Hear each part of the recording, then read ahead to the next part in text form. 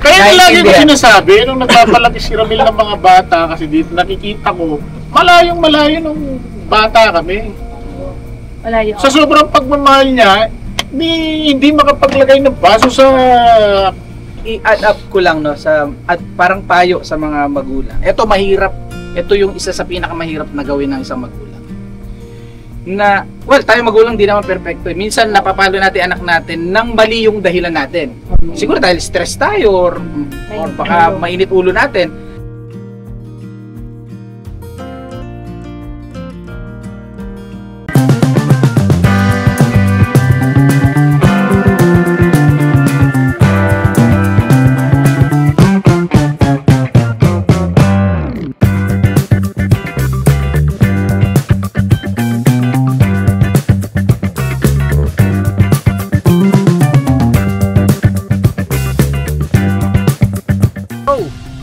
Bira! Yan po yun, din yan. Dalawa kayo po yun. Panganay. Only one. Hindi, tatlo po sila. Siya panganay, tapos sa birthday pangalawa, punso namin si Marilis Budang, no? Also known as famous Budang. Yeah. Paano po yun, sir? May tanong din po ako. Sige. Paano po kayo, siyempre kayo po yung panganay, di ba po? Kayo po kasi yung unang-unang anak na, siyempre, kayo po yung nakaranas ng hirap at ginhawa. Nakasakasama na yung nanay at tatay. Paano kayo hinandle din po ng magulang niyo po? Para kayo ay maging ganyang katatag din bilang isang pumila. Yung si tatay kasi, bata pa lang kami. Talaga tinuturuan na ako magtrabaho. Sinasama na talaga ako sa bukid. Kaya hanggang dala-dala ko yung hanggang pagtanda, yung bang pagpapalagasan. Hanggang ngayon, dala yung pagpapalaga sa financial, sa pera, hindi basta-basta gagastusin, pinag-iirapan talaga. Pag may pera ka, hindi kailangan waldas, kailangan bago magastusin niya, pag-iisipan mo, di ba? Para pag kailangan mo, meron kang makukuha. Kasi pag yung bata, tinuruan mo lang dun sa gano'n, gas, bigay ka ng bigay dun sa gusto niya. Hanggang paglaki niya sigurado gano'n. Pero kami hindi gano'n kasi. Tinuruan talaga kami magtrabaho. Bata pa lang. Kaya hanggang paglaki mo, dala-dala na namin. Iskis lang po mga ka-business, mga ka-techram. Parang inaano ko ng magulang ko na pinaparusahan ka, hindi naman. Tinik namin yun. Preparation. Positive. Kumaga, tinuturo po sa inyo kung paano magsinop, huwag magwaldas, kasi napakahirap kitain ang pera, huwag magsayang. Kumbaga kung ano lang yung kailangan bilhin, yun lang ang bibilhin. Tapos po, paano, katulad po ni Tatay Tekram, paano nyo naman din po na-handle ang isang Tatay Tekram? Na idol ng lahat. Kumbaga, kasi pero si Ramil ng bata, bakulit. Ano po, Siya tayo pinakamaraming palo na napalo. Nakatikim. Oo, nakatikim. Si Sweet Mary at saka siya, silang dalawa. Lagi ba nag-aaway? Hindi sila nag-aaway. Laging laro ng laro, nasa labas. Silang dalawa. Kaya, siguro nakabuting pa. Tanungin natin mamaya kung nakabuti ba. Kasi, nabata yan, makulit. Makulit si Ramil. Pagka napalo po ba, ano po yung ginagawa niyong explanation sa kanila? Kasi meron kasi tayong, yun nga, sinabi ko kanina, pag napalo. Kasi una pa lang, hindi mo naman basta-basta papaluin na walang ginagawa eh. Una pa lang, sinasabi mo na eh. O sabi mo, pag ganyan, 5, kailangan, nandito na sa loob ng bahay. Ano ba kasi wala naman yung parents namin, nasa abroad, di ba? Si nanay lang. Para di may stress yung nanay namin. Ako rin nagsasabi sa kanila, after the school, bawal yung maglaro-laro. Kailangan mga 5, nandito na.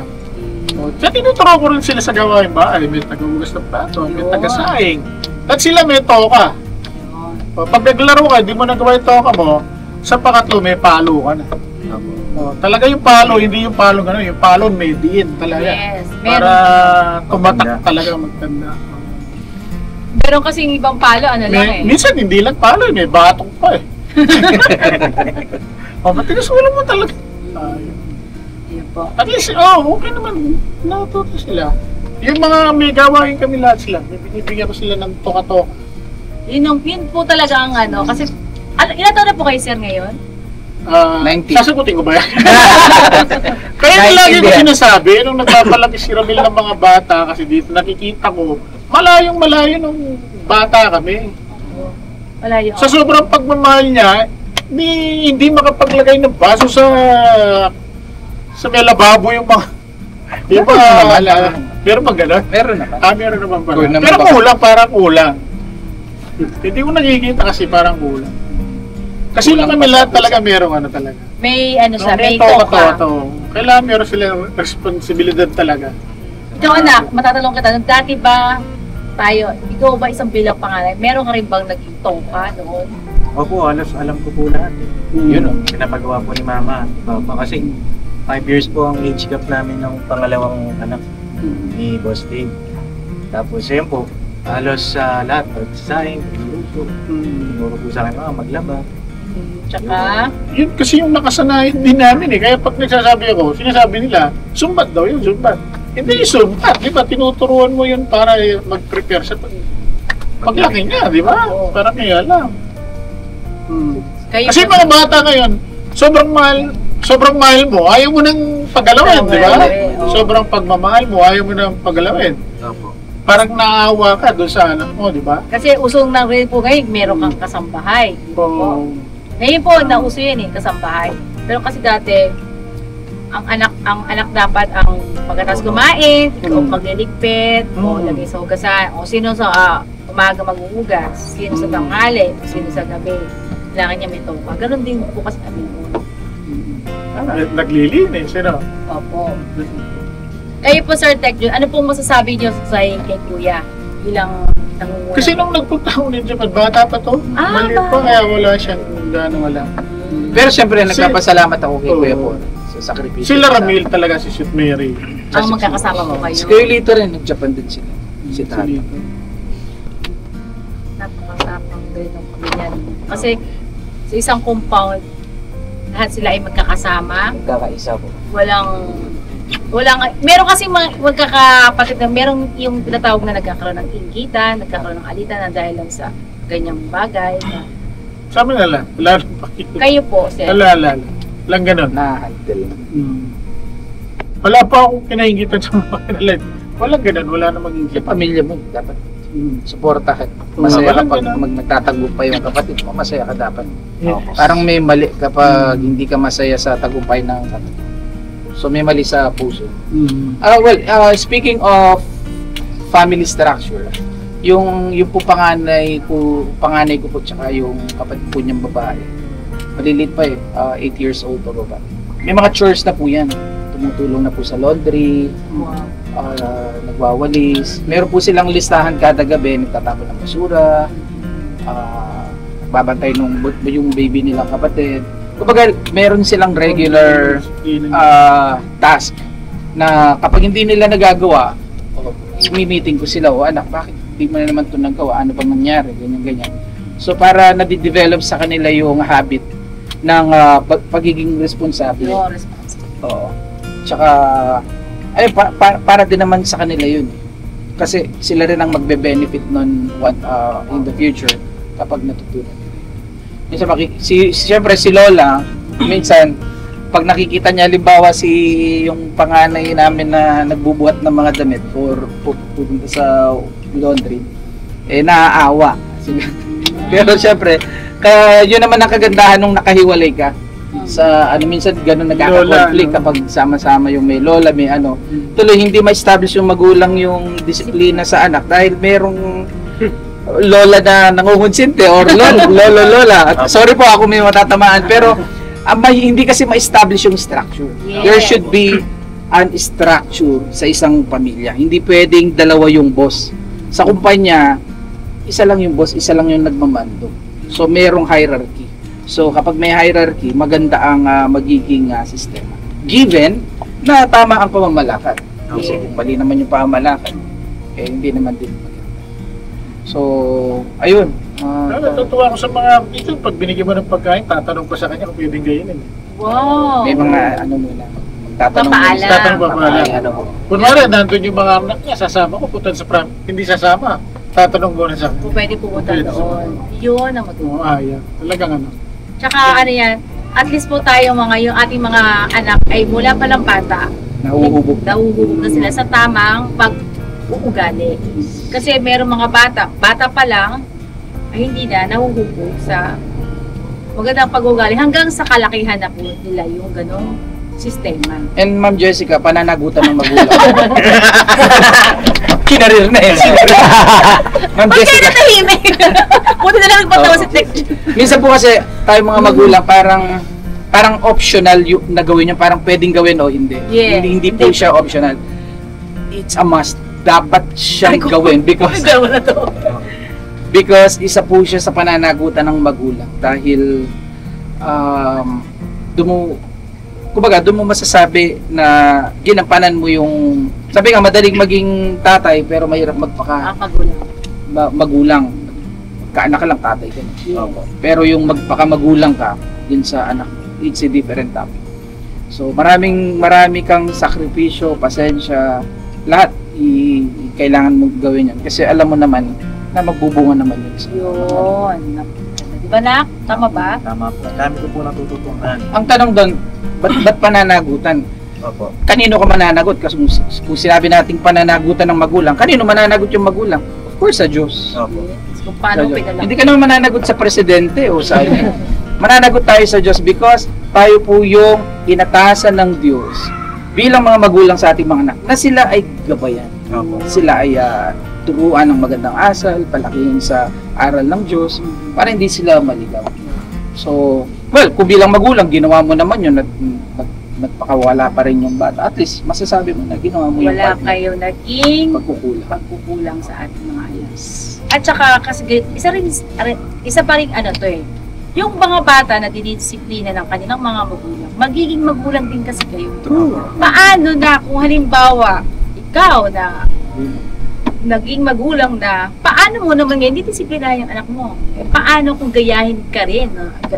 Hindi naging matigas ang ulo, swine ka, or whatever. Kaya sabi nga, kung ano ang tinuro ng magulang na mali, kagayahin din syempre ng anak ngayon. Eh paano kung nagkaroon na siya ng pamilya? Paano na?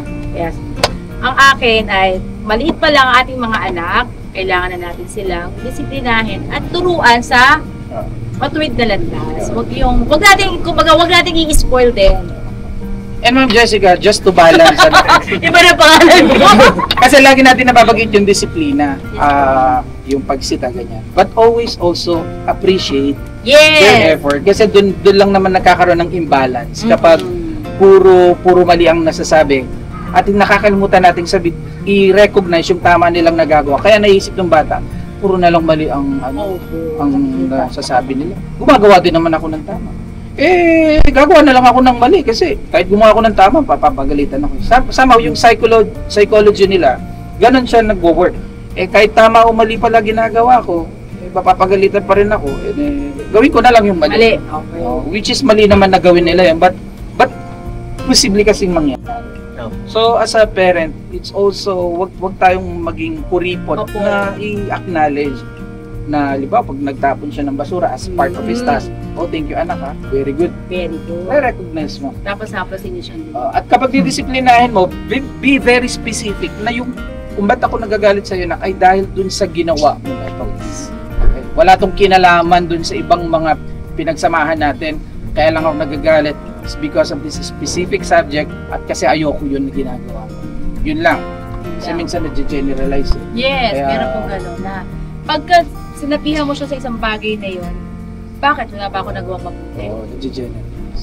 Dapat hindi yun. Ipaliwanag natin na eto lang yun. Etong oras lang na ito na nagkamali ka. So, dapat ka naming sitahin. Pero huwag mo sabihin na wala kang ginawang hindi mabuti ha. Lahat yun na sobrang appreciate namin. Sobrang mahal na mahal ka namin. Etong time na to, kailangan lang namin. Siyempre, sawayin ka kasi mali yung nagawa.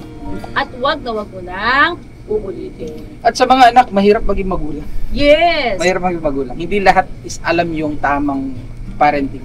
So, mahirap siya. Talagang maraming imperfect parents. Sana sa mga anak, umunawa din sa mga magulang. Sa mga magulang, umunawa. Pareho lang. Kaya love talaga ang ano din. Pag-aabot Di ba si Ramil, lagi niya pinagdadasal siya. Paano siya maging mabuting magulang para sa mga anak niya. Turuan siya. si Tatay Tekram po. Paano naman po niyo ma-describe ang bilang isang Tatay Tekram? Ano po siya sa inyo po? Siguro bilang kapatid. Bilang kapatid. Niyo po. Pinaka-sweet siya, no? Sweet. Pagmahal. Mapagmahal talaga. Nakikita niyo naman, di ba? Siya yung laging umaalik sa amin. Talagang pinapakita niya talaga yung pagmamahal. Maalaala. Laging yun yan. Okay ka ba? Bada dyan. Okay lang. Appreciative siya. Appreciative. Ganun. Mabait talaga, mabait. Wala kang masasabi kay Ramil. Nasa kanya na lahat ng katangian. Talaga po. Wala kang maririnig na masama sa kanya. Talaga. Tsaka si Tatay Ramil po ay ano siya yung malumanay siya magsalita na po. Tsaka ano siya yung as in talagang mabait. Pero huwag ka lang aabot dun sa, lalo na halimbawa kung kasama ka sa circle, tapos parang directly, parang alam mo, dinidisrespect mo siya. Ako. So, I think it's tawag dito, understandable naman na kapag, di ba, as part nung kanyang tawag dito, di ba, kung siya'y magulang sa mga anak niya, kasi ikaw halimbawa tatay, nadidisrespect ka ng mga anak. So, syempre, you have to stand your position as tatay. Kailangan mong, alam mo yun, parang tayuan yung pagiging magulang. So, kasi baka akala natin na para bang si Tatay Ram hindi marunong magdisiplina, hindi marunong kasi napakamalumanay niya, parang hindi siya nagagalit, no? Meron din. No? Syempre, kapag andun ka na sa point of, alam mo yan, na kailangan mong magdisiplina. Pero bago mo siya mapaganon, Mahaba rin ang PC. Oo, sobrang haba. Ibig lang sabihin, talagang napuno na ang salok. Yun. Ganun po talaga. Pagka mahaba ang pasensya, napupuno rin po di ba po? Oo naman, bilang tao. Tsaka if reasonable naman. Yes. Ayun Ma'am Jessica, Mahaba na. Thank you po. Napaka-saya ng usapan. Yes po. Marami pong salamat. Apo, thank you po. Sir, thank you po ng maraming. Gusto ko kayo niya. May advice okay na kayo. Pasensya na. Mga kagwang, thank you din. Anong masasabi nyo? Marami kami natutunan. Marami kayo natutunan. Inantok sila. Pero hindi po naka-focus kami sa pakikinig. Lalo na po sa sinabi niyo po. Kasi lalo na po may anak Ano po yung Teka muna, lalo na sa sinabi ni Tek Johnny. Paano sinabi ni Tek po rin? Sa yung tatlong anak. Sabi ko, what's your word? Maingat. Tatlong anak po kasi niya, siyempre tatlo rin po yung anak ko. Babae, lalaki. Parang pinarehas mo pa yung sarili mo. Siguro nakarelate lang. Nakarelate po sa sinabi niya na dapat yun pala dapat ang gawin talaga. Alam mo na. Yun din po yung sinasabi ni Kuya Kabis sa amin. Na ganun ang pagkano sa mga bata. Na turuan din po. Para paglaki nila, Balance. babalance. Alright. Yung Kuya Noy. Believe ako sa kanila yung pagdadala talaga ng pamilya mula doon sa kanilang tatay hanggang sa mga anak hanggang doon sa kanyang Ako, isang vlog yan. Oo. Kaya pinagsalita mo. Yan. Opo. Thank you, Kuya Noy. Pinutol tuloy. Pinutol ko na Papalala. Kuya Damulag. Anong Kuya Damulag. natutunan? Siguro kung mayroon akong magulang na ganyan, siguro ako na ang pinakamasaya na tao. Uy, grabe. Isa pa rin itong isang vlog din yan. Parang may hugot. Parang may hugot. Si Tatay lagi ang sinasabi yung huwag maging mayapang. Pag nagkakaroon ka, huwag mong itayat at yung yuyuko mo yung ulo mo hanggat nagkakaroon. Parang kawayan. Oo, Habang nagkakaroon ng tumataas, Tumataas. yumayuko. Yung doon, ganoon.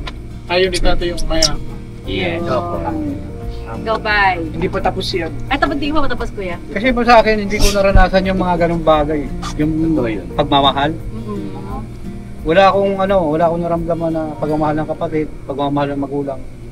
Kasi bagus na dapat ipaintindi na sa akin dahil ako pa yung bata. Lumaki ako sa iba-ibang lugar, sa iba-ibang tao dahil sa mga bagay na wala silang pagmamahal. Kaya yung buhay ko siguro naging ganito, napasalamat nga ako na, di ba, paulit-ulit na sinasabi, nakatagpo ko kay Kuya, na pinatunayan ko doon na ito pala ang tunay na pamilya, di ba? Kaya kahit na po ako umalis, bumabalik pa rin ako kasi naisip ko lahat yun na ito talaga ang tunay. Hindi sila nagkukumari na mahal lang isang tao kasi sinusubukan ko Sino ba ako para mahalin nila, di ba? Tapos sinaano ko, tapos pag alis ko, tatanggapin pa rin ako. Hindi nila ako tinatakot. Yun na talaga ang tunay. Kaya sabi ko, yun ang malaking pagbabago. Dagdagan ng sweldo yan, oh. Sabi ng birthday. That's one. Ay, ikaw din, bye. Sa akin po kasi, Di ba, damo lang naman yung kinakain. Ano mo?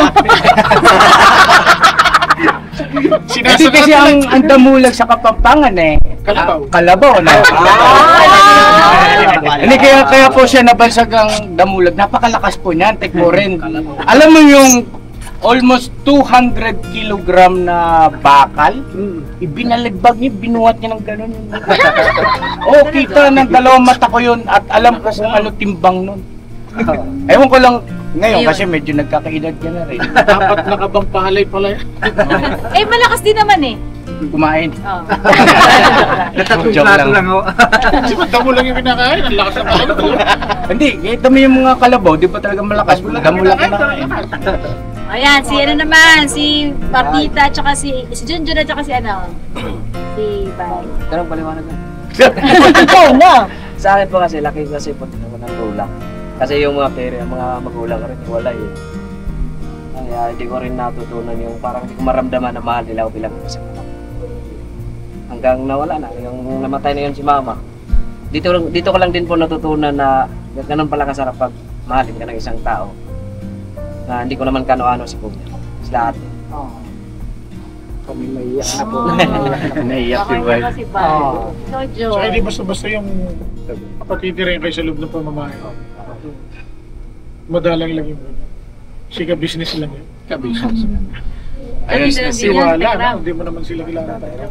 Siguro dahil nakarelate ako po, tigpo rin dun sa ano po, sa mga naging buhay din nila. Oo, kasi minsan din ako naging batang lansangan at hindi ko po itinatanggi yun at wala po akong sinisisi maging mga magulang ko. Siguro dala na rin ng sitwasyon at pagkakataon noong araw, no? At hindi ko rin naman din masisi ang mga magulang ko dahil sa yun nga po ano, yung naging kultura ay naging karaniwan na sa kanila yung ganun. Kaya pinuputol ko yan eh. Napapansin niyo ako, tuwing meron akong pamilya na na-encounter, lalo na mga magulang, tapos, di ba Kuya Damo, no? Sa tatay mo, sabi ko, tama na. Kasi the next generation, o henerasyon, susunod na henerasyon, maaaring maging ganun din. So ito yung tama, ito yung dapat na aktwasyon bilang isang tatay at tama na aktwasyon bilang isang anak sa mga magulang at ganoon din ang mga magulang sa mga anak. Yun ang aking pinagsisikapan po. At awa ng Diyos naman, ayan, nakikinig naman sila at paunti-unti nakikita ko yung pagbabago, yung improvements at ipinagmamalaki ko po yun. Sobrang ano po yan. Pinagmamalaki din po namin sila kasi sobrang tiyaga. Kasi sila ipapabuti. Ano naman masasabi mo, Ate Jun? Sa akin naman, ayun nga, marami rin ako natutunan sa sinabi ni Tatay Jun at ni Tatay Coren. Parang yun lang din yung pangaral ni Kuya at ninyo, ate sa amin na ayun nga kung paano pahalagahan yung mga anak, yung pagdidisiplina talaga sa mga anak. Kasi, ayun nga, si Bay kasi laking palo talaga. Pero ngayon, ano naman niya, nakokontrol naman niya kasi nga, sa gabay nyo rin po sa amin. Sa anak niya, no? Dati, no? Kay Kuy, no? Grabe Yun talaga ang siya. ano eh. Kasi yun ang kinalakihan din ni Bay sa magulang niya. Matindi pa po Kaya sa- itinuturo ko sa kanila yon na hindi ganun, So, huwag hindi. hindi paranas yung naranasan. Palo ka lang ng palo. Oo. Dapat Siya- sinasabihan. Yes. Na ano pa po Kaya siya, mo lang pinapalo yung gano'n. Dati- Di ba sabi ko, hindi naman kagad papaluin ng magulang eh. Una, pagsasabihan mo muna. Si Bay po kasi iba, namamalo lang siya pero wala siyang paliwanag. Opo. Hindi naiintindihan ng anak niya kung bakit pinalo. Tsaka kailangan dito higit sa ipadawa mo sa anak mo na mahal mo. O kung bakit mo siya dinisiplina kasi yung mga consequence, no? Pag hindi mo sinunod yung sinasabi ko sa iyo, ito pwede mong Ito maranasan mangyari o mangyari sa iyo. Pag sinunod mo ito yung posibleng mangyari sa iyo. Ipapakita mo talaga, ilalatag mo yun. Kaya ba may pa-advise ako? Bal. Ay, sinasabi ko eh. Wala pa eh. Kaya ba? Wala pa. Pare! Ano ba yan? Parembal? Ganito po. Abig lang eh, abig. Ay, di, kanina ko pa inaano si... Teka muna, hawig daw. Parang bumata ka ako. Oh, hawig daw yung sabihin, magandang lalaki rin ako. Magandang lalaki si Paring Bali. Akala mo yung makikita natin. Sinasabi ko nga sa live, hala pang Telegram, nanonood na ako kay Kuya Bal. Yes po, opo. DJ pa lang siya, nanonood na ako sa pagtulog niya. Tuloy mo na. I-add up ko lang no sa parang payo sa mga magulang. Ito mahirap. Ito yung isa sa pinakamahirap na gawin ng isang magulang. Na, well, tayo magulang di naman perfecto. Minsan napapalo natin anak natin nang mali yung dahilan natin. Siguro dahil stress tayo or baka mainit ulo natin na walang dahilan. May ganitong ano lang agad. May nabasag lang eh. Ganun. Kumbaga naging irrational yung decision natin. Is minsan matuto rin tayong humingi ng tao. Yes, totoo yun. Ako ginagawa ko yan. Galing mo, Sir Paulo. Sige, salamat. Kasi ano yun eh, tawag dito, Tumpak yun. recognition yun at akala natin parang wala lang. No, na ano ng anak yun na, dapat pala nagsusorry kapag may nagawa kang mali. Yes. So Teach nakikita by nila, example. Yeah, totoo. Kaya, sorry anak ha, kung napalo kita kanina, ganito pala, hindi ko pala naintindihan. Kumbaga, maging ano ka rin sa kanya, maging transparent ka sa kanya. At tatanggapin naman niya yun eh. Kasi yung bata, ano yun, para sang sponge. Yes. I-absorb niya yan eh. So, ayun, yun lang po, additional advice. Thank you so much. Thank you po, Sir Paulo. Paulo ano po? Paulo. Si Jones. Bigote. Ayan. bago ko Ito naman, final natin si Ito pa ba yun? Nagiging ba yun, Larry? Ayun ako po, So, si Piolo. sa lahat po, ang dami ko po natutunan sa mga payo po ni Teguren, Tek Jun, sa business, ni Mama, ayan. Kuya Bal. Kuya Bal. Sinasama ko na eh. Yan sa akin po, Wala pa. ang mahirap talaga maging magulang. Mahirap, sobra. Ang dami ko rin po na-encounter, iba't ibang pamilya, natutulungan, mga ganyan. Ang pinaka-cause kaya yung bata ay napapariwara, ang sa akin po ay dahil broken family sila.